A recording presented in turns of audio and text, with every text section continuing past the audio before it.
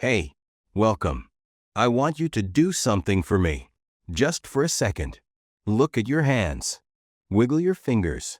Feel the air on your skin. Feel the weight of your body in your chair. It all feels pretty real, right? Solid. Unquestionable. But have you ever woken up from a dream, a really vivid dream, and for a few seconds, or maybe even a few minutes, you weren't sure what was real anymore?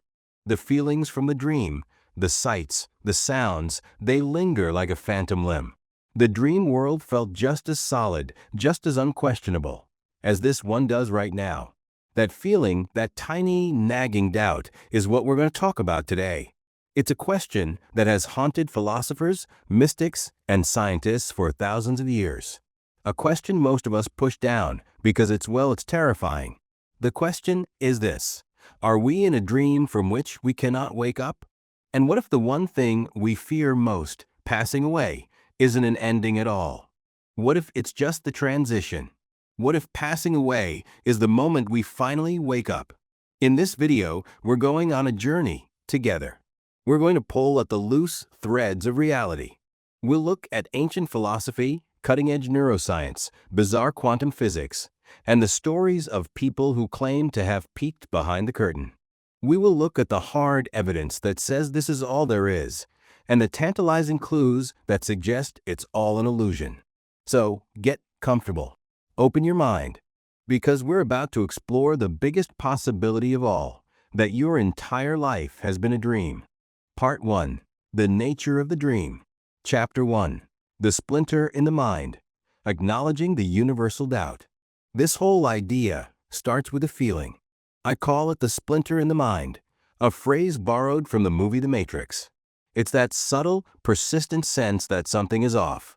It's not a constant feeling, but it ambushes you in the quiet moments. Have you ever had déjà vu so strong it physically stopped you in your tracks? That overwhelming certainty that you have lived this exact moment before? Or the opposite, jamais vu, where you look at a familiar face or a word, and it suddenly seems completely alien and meaningless? These aren't just quirky brain farts. They are moments where the seamless fabric of reality seems to tear just for a second. Think about those times you're driving a familiar route and you suddenly come to realizing you have no memory of the last 5 miles. Or when you're in a conversation and you feel like you're just an actor reading lines from a script you've forgotten you memorized. These are universal human experiences. We laugh them off, we tell our friends about the weird thing that happened today, but we rarely stop to consider what they might actually mean. We dismiss them because the alternative is too disruptive to contemplate. The alternative is that the system, the program, the dream has glitched. This chapter isn't about proving anything yet. It's about validation. It's about acknowledging that you're not crazy for feeling this way. This doubt is a part of the human condition. It's the first clue. It's the universe, or our own deeper consciousness, tapping us on the shoulder and whispering, "Psst, it's not what you think it is." For our journey to begin, we have to first admit that we've all felt that splinter. We have to give ourselves permission to ask the question that it begs. What if this feeling isn't a malfunction, but a message? Chapter 2. Plato's Cave in the Digital Age. Ancient Questions, Modern Forms. If you think this is some new age, internet forum idea, you couldn't be more wrong. This question is one of the oldest and most profound in human history. We're just the latest generation to ask it, using our own modern language. Over 2,400 years ago, the Greek philosopher Plato gave us one of the most powerful allegories ever conceived, the Allegory of the Cave. He asked us to imagine prisoners chained in a cave their entire lives, facing a blank wall. Behind them, a fire burns, and people walk back and forth, holding up puppets. The prisoners can only see the shadows of these puppets projected onto the wall. To them, these shadows aren't representations of reality. They are reality. They are the only world they've ever known. Now, imagine one prisoner is freed. He's forced to turn around and see the fire, the puppets. It hurts his eyes. He's confused. He's then dragged out of the cave into the sun. The brilliance of the real world is blinding, terrifying. But eventually, his eyes adjust, and for the first time, he sees the world as it truly is. If he went back into the cave to tell the others, what do you think would happen? They'd call him insane. They'd say the journey had ruined him. They might even try to kill him rather than have their reality shattered. Sound familiar? Fast forward to the 17th century. René Descartes, sitting by his fireplace, wondered, how can I be certain I am not dreaming right now?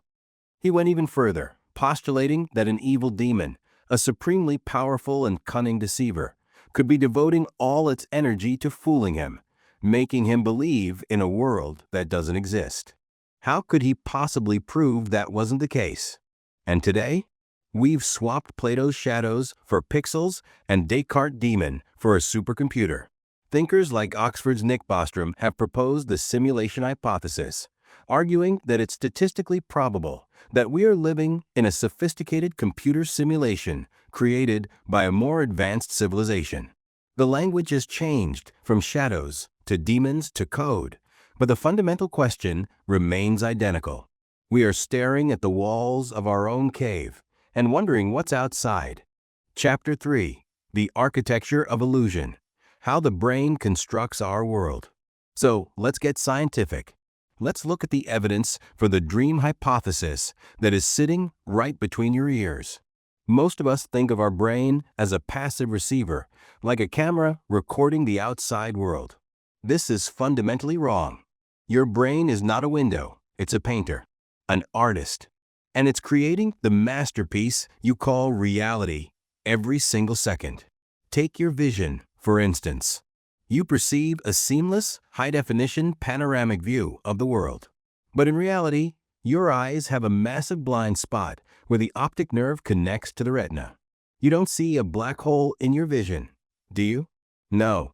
Your brain just makes stuff up. It papers over the hole with information from the surrounding area, and you are never the wiser. Your brain is constantly lying to you for your own convenience. The same is true for color. Colors don't exist out there. Out there are just different wavelengths of light. Your brain interprets these wavelengths and assigns them the subjective experience of color. The red of a rose is a creation of your mind. And then we have the brain's proven ability to create entire worlds from scratch. Every night you lie down, close your eyes, and your brain generates a dream. A world that feels completely real while you're in it. You feel fear, joy, love. You can fly, you can breathe underwater. The laws of physics are optional. Your brain builds this entire immersive simulation using nothing but memory, emotion, and electricity. If your brain can do that for 8 hours a night, who's to say it's not doing it for the other 16? What if waking life isn't the opposite of the dream state, but simply its most complex, consistent, and persistent version? The evidence from neuroscience is clear. The tool you are using to perceive reality is also a master of illusion. Chapter 4: Cracks in the Code. Quantum Strangeness and Glitches in the Matrix. This is where things get really weird. If we are living in some kind of constructed reality, a dream or a simulation, we might expect to find cracks in the code. Glitches. Moments where the underlying rules of the system poke through. For many, the strangest of these rules come from the world of quantum physics. At the turn of the 20th century, scientists discovered that the world of the very small, the world of atoms and electrons, doesn't play by our rules. One of the most famous and mind-bending experiments is the double-slit experiment. When you fire tiny particles like electrons at a screen with 2 slits in it, they behave like waves, creating an interference pattern on the other side. But, and this is the kicker, if you place a detector by the slits to observe which one the particle goes through, the very act of observing it forces it to choose and behave like a solid particle, not a wave. The interference pattern vanishes. It's as if the universe waits to render a definitive reality until someone is looking. Physicists call this the observer effect. It's almost as if reality is a video game that only renders the details when the player is looking at them to save on processing power. Then there are the more personal, anecdotal glitches. The Mandela effect is a fascinating example. This is where a large group of people share a clear, specific memory of something that never actually happened. The name comes from the fact that thousands of people remember Nelson Mandela dying in prison in the 1980s. They remember seeing it on the news. But he didn't. He was released and became president of South Africa. Is it just mass misremembering? Or is it evidence of a patch being applied to the simulation or a merging of parallel timelines? Add to this the phenomenon of synchronicity, meaningful coincidences that are so improbable they feel orchestrated. You think of a friend you haven't spoken to in 10 years, and your phone rings, and it's them. Are these just random chance, or are they breadcrumbs left by the dreamer, hinting at a hidden layer of meaning and connection? Part 2. The Promise of Awakening. Chapter 5. Reframing Passing Away, from Annihilation to Transition. For all of human history, we have been defined by two things: life and its apparent end, passing away. We see passing away as the ultimate enemy. Annihilation, the cessation of being, the light switching off for good. Our entire culture is a frantic, elaborate dance to deny, delay, or defeat it. But what if our entire perspective is wrong? What if we've fundamentally misunderstood what passing away is? Let's reframe it. Let's propose that passing away is not the end of consciousness, but a radical change in its state. It's not a deletion, it's an extraction. It is the moment the dreamer finally wakes up. In this model, our deep instinctual, biological fear of passing away is not just a survival mechanism to protect the species. It's a feature of the dream itself, a powerful inbuilt mechanism designed to keep us fully immersed, to keep us from waking up prematurely. It's the ultimate anchor to this reality. If you're playing a hyper-realistic virtual reality game, you don't want a player constantly trying to take the headset off.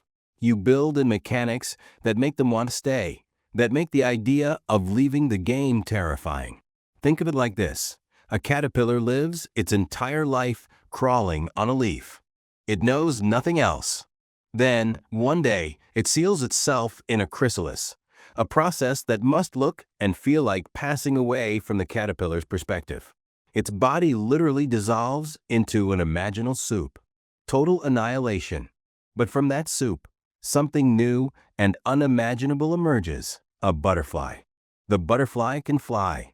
It can see the world from a perspective the caterpillar couldn't even conceive of. Was the caterpillar's life a lie? No. It was a necessary stage. Passing away, in our model, is not the end of the caterpillar. It is the beginning of the butterfly. It is the moment we shed our avatar and perceive reality from a higher, freer dimension. Chapter 6. Testimonies from the Threshold. Near passing away experiences and end-of-life visions. This is a controversial topic, and it's important we approach it with an open mind, but also with critical thinking. For decades, thousands of people from all over the world, from every culture and religious background, have been revived after being declared clinically dead, and they come back with incredible stories. These are near passing away experiences, or NDEs. Skeptics will quickly and reasonably point out that these could be hallucinations caused by a brain starved of oxygen, or a flood of neurochemicals like DMT being released at the moment of passing away. And these are valid points. But what's remarkable about NDEs is not just their existence, but their staggering consistency. A person in rural India and an atheist programmer in Silicon Valley might both describe a similar journey, leaving their physical body and being able to observe doctors working on them from a corner of the ceiling, often reporting verifiable details they couldn't possibly have known. They describe traveling through a tunnel towards a brilliant, loving light. They report a life review, where they re-experience every moment of their life, not as a spectator, but from the perspective of every person they ever interacted with, feeling the joy and pain they caused. Many meet deceased relatives or beings of light, and almost all of them report an overwhelming sense of peace and the feeling that they have arrived home in a reality that feels more real than this one. They often don't want to come back, but are told it's not their time.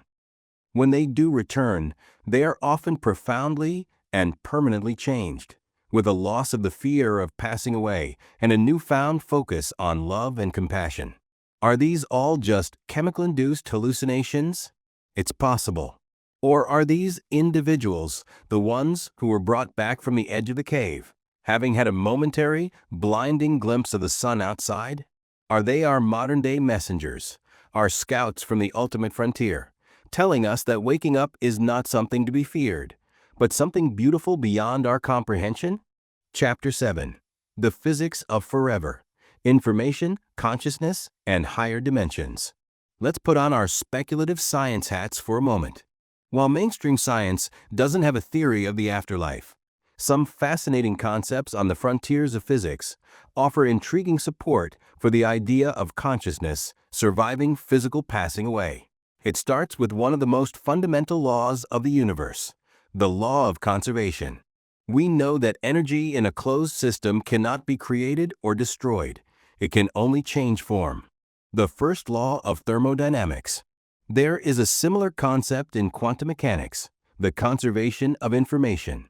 The idea, championed by physicists like Leonard Susskind, is that information is never truly lost.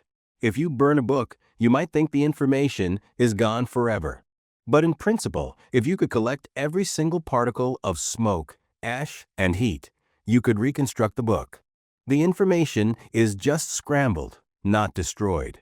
So here's the billion-dollar question. What is you? You are a fantastically complex pattern of information. Your memories, your personality, your consciousness. If information cannot be destroyed, where does the information that constitutes you go when the physical brain that housed it stops functioning? This is where things get even more speculative.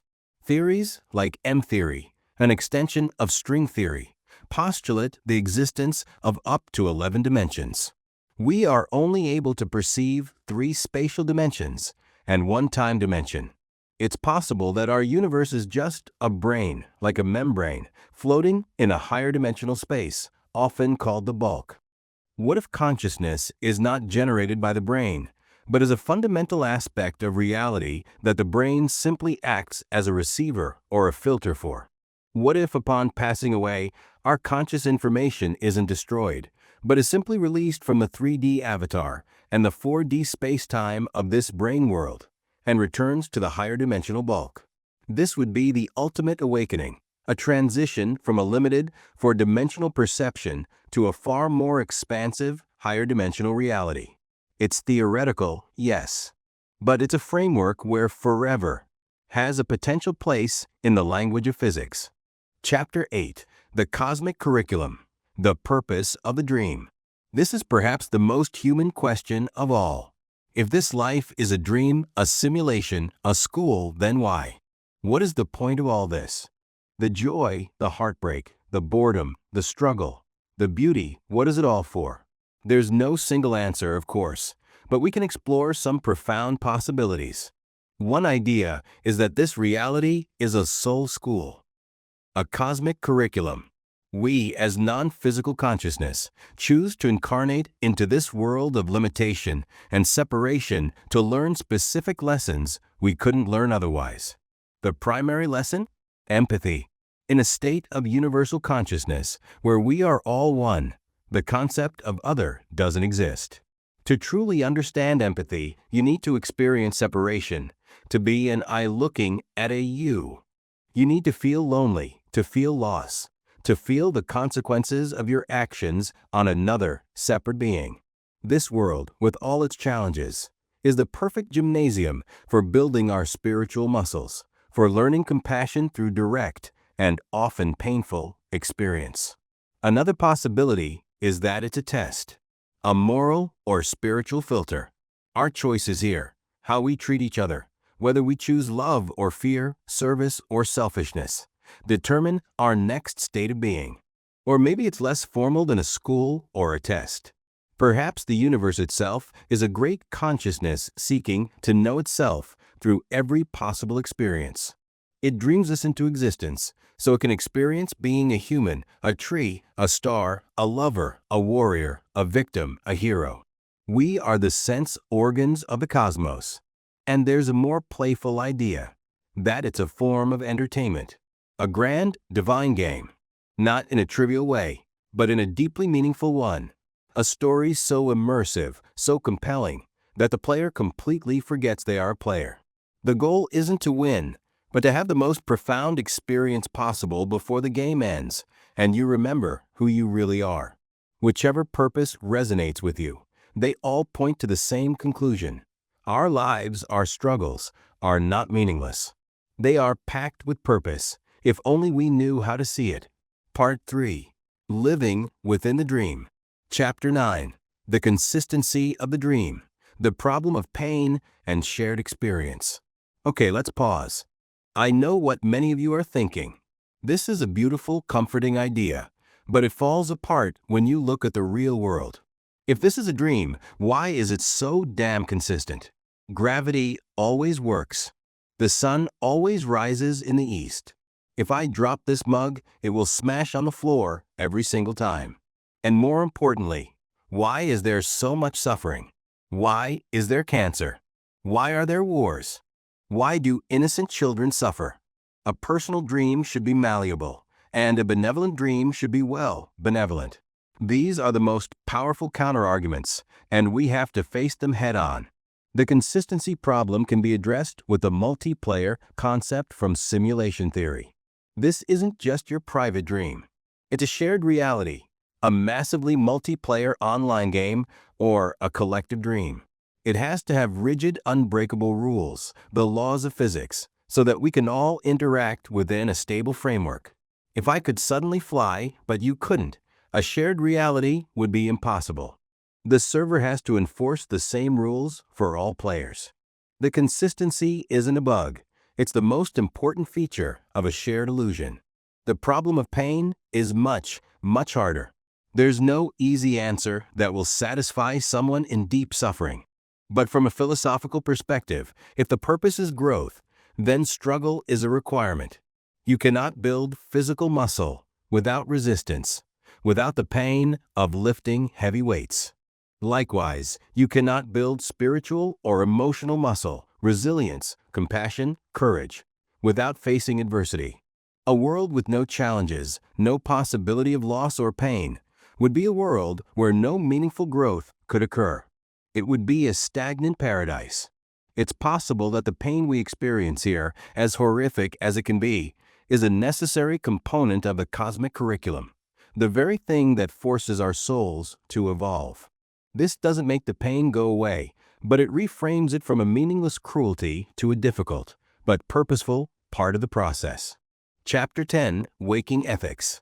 How to live meaningfully in a suspected illusion.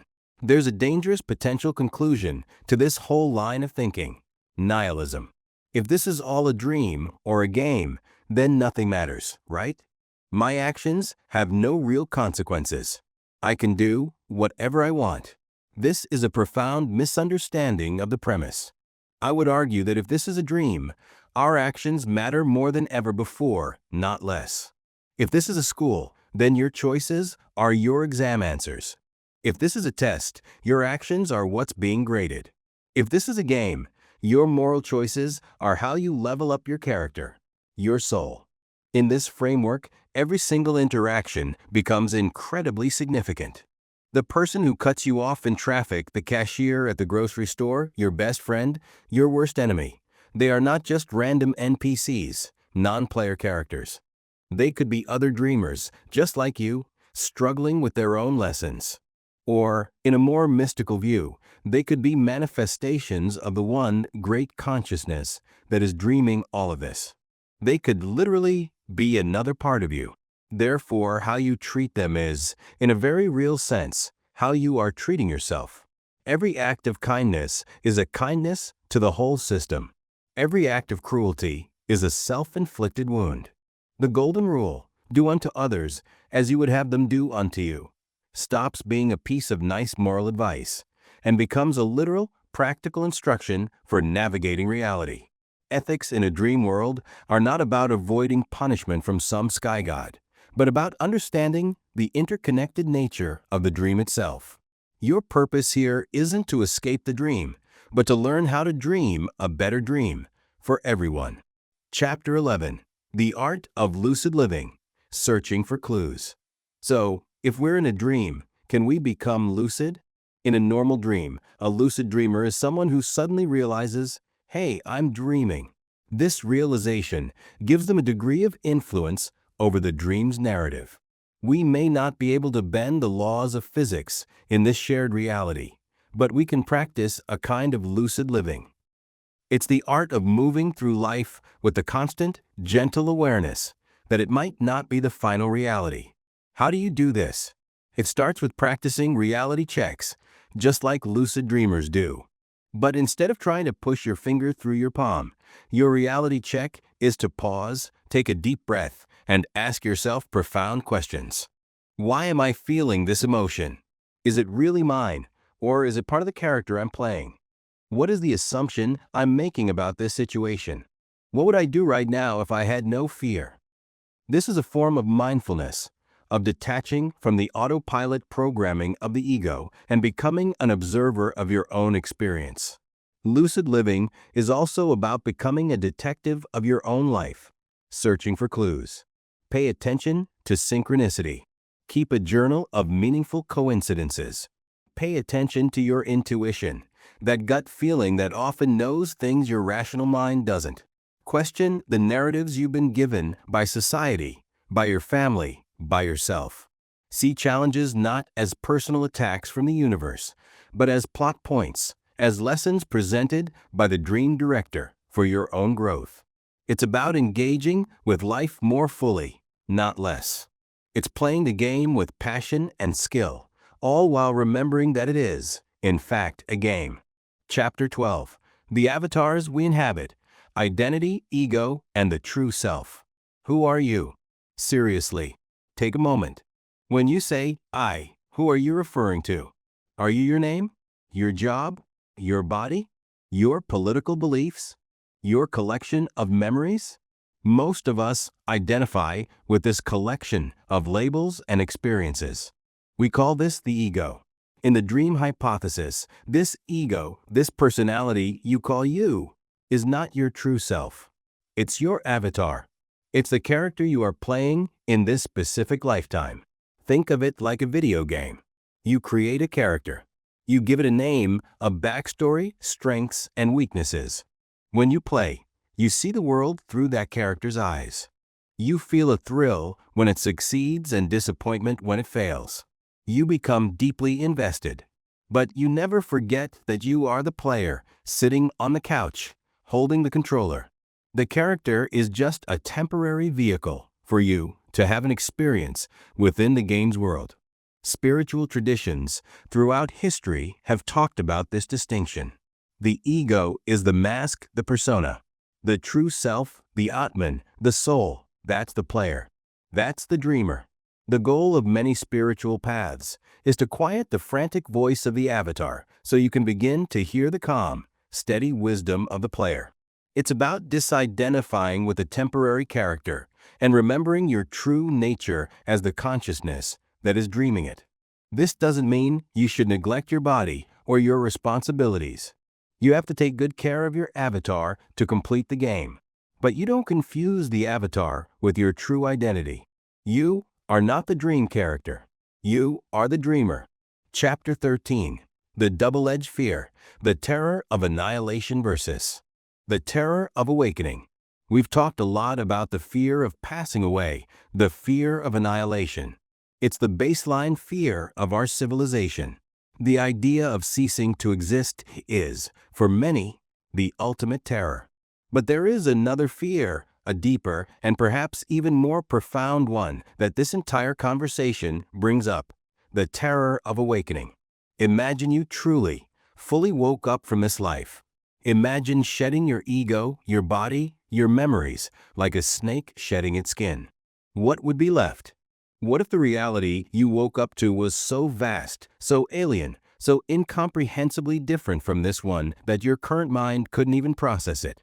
What if waking up meant remerging with a cosmic consciousness, a state of being where the individual you that you've known and cherished your whole life simply dissolved like a drop of water returning to the ocean? You wouldn't be annihilated, but your individuality would be. This is the double-edged sword of existential dread. On one side, you have the fear of the void, of becoming nothing.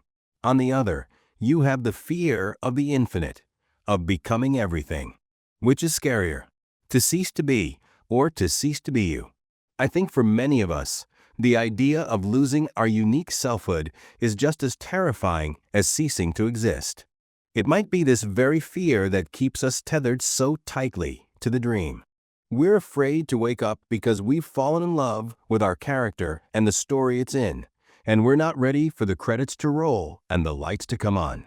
Chapter 14, Messengers and Way Showers, Interpreting Spiritual Guidance.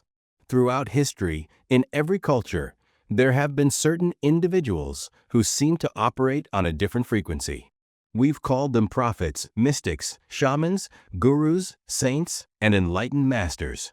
Figures like the Buddha, Jesus, Lao Tzu, Rumi. Traditionally, we frame them within a religious context. But what if we looked at them through the lens of our dream hypothesis? What if these individuals were not gods or sons of gods in a literal sense, but were the ultimate lucid dreamers?